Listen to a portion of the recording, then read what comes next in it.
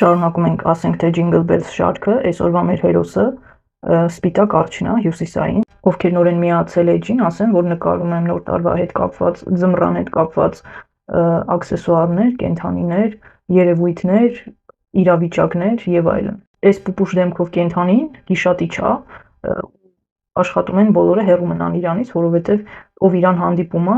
իր ողջ մնալը 50-50 է։ Ինքը նոր տարվա հետ այդքան էլ կապ չունի, բայց կապ ունի ձմռան հետ, ձյան հետ,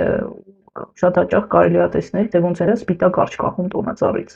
Այդպես իրան կապում են նոր տարվա հետ ու ստիպված էս կենդանին դառնում է տոնածառի խաղալիք։